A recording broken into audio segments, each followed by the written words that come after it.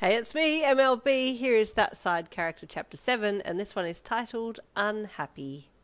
Kenma, they're so mean. Let me in. I still have my ice cream in hand. You continued to chat away to him through the closed window as you sat down on the windowsill and finished your ice cream while watching the sunset. How did you even get up on my roof? His mild voice asked through the window. I climbed up, you replied with a shrug, taking another chomp out of the side of your cool, sugary treat. Silence fell as you ate your long-awaited food. Then once you had finished, you stretched, then yawned, and then started down the roof tiles to where you had climbed up. See ya!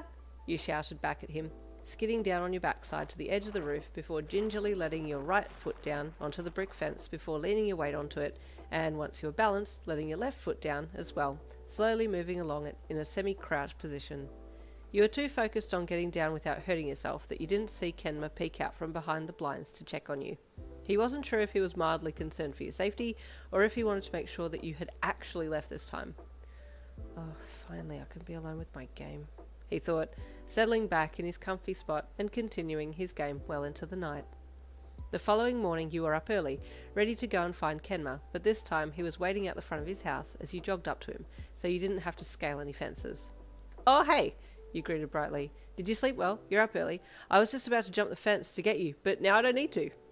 Kenma was face first into his PSP again, so you just smiled into the top of his two-toned head and turned to walk to school with him beside you. It was another usual boring day. Your arm was feeling much better now, so you'd taken the bandages off, and it had started to get a little itchy, unfortunately, so that was occupying most of your mind, desperately trying to not scratch at or pick the scabs off. Needless to say, by the time the end of school came, you were ready to go home so you could do something else to distract yourself from dragging your nails down your arm. The second the bell rang, you grabbed your bag from your locker and then collected your books and turned towards Kenma's locker, expecting to see him there. But he wasn't. Oh, that's odd. I didn't see his name on the board for clean-up duty. You walked back to the classroom to check, and nope, he wasn't there. You pondered where he could be while walking back to his locker. Maybe he's gone home without me? No, he wouldn't do that. Would he? You stopped outside his locker again and looked at the bag rack above it. It was empty, which meant he had already taken his bag. He did leave without me, you thought, appalled by this revelation. Ready to give him a piece of your mind, you turned and ran for the stairs, jumping from the top to the middle platform, then again to the ground, ready to run all the way to his house, which wasn't far. It was as you went to take a shortcut across the oval that you heard the squeaking of shoes on the volleyball court inside the school gym, that you stopped. I haven't heard people in the gym for a while. I wonder who's there. Curiosity got the better of you, and you turned to jog over to the door to look in. It was the Nakoma boys volleyball team, and they were doing drills. You knew the school had a volleyball team, but you weren't into sports much, so you didn't pay any attention to any of the guys on the team, until you saw Kenma front and centre, and you screamed with joy and surprise. Kenma!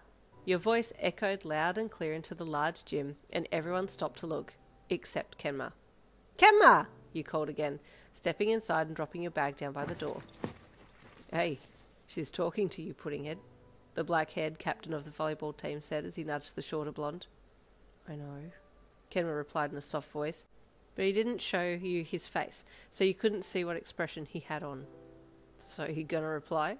The captain asked with a smirk as he eyed your happy self. No, Kenma replied, still with his back to you. Hey, one of the other teammates called to you. How do you know Kenma? We're friends, you said back happily. We're in the same class. Oh, friends, another teased. We're not friends, Kenma said in an annoyed and embarrassed voice. Your face fell slightly as you looked at the back of his head, that hurt feeling creeping into your chest. As you stood there, your mind pulled up the image of him shutting the blinds on you yesterday, and you put two and two together and read the signs of rejection loud and clear. It's what they all did to you eventually, just shut you out. Oh, okay, you said in a soft voice, turning back to get your bag at the door and leave. Now you've done it, Puddinghead, the captain teased Kenma as he disappeared. You've made her sad, and she seemed like a lot of fun. For you, maybe, Kenma said in an annoyed voice. She just follows me everywhere. Maybe because she likes you. She's pretty cute too, another teammate commented. I don't care, Kenma replied, staring down at the ground. Hurry up and play. The team reassembled and got back to the game, but Kenma's mind was on you now. He hadn't meant to say that. Well, he kind of had, but he hadn't meant for it to hurt you. It was hard for his introverted self to make friends, and on top of that, being with people sucked the life from him. He sighed angrily as he set the ball up for a teammate to spike. Now I have to apologise, he thought to himself as he waited for the next chance to set the ball up. You dragged your feet across the grass to the back of the oval and climbed over the fence there, not caring if it scraped your legs or tilted over more. If you got yelled at, well, that was a normal daily routine anyway, so what difference would it make? Oh, poor Yin. Stay tuned, Chapter 8 coming tomorrow. See you then!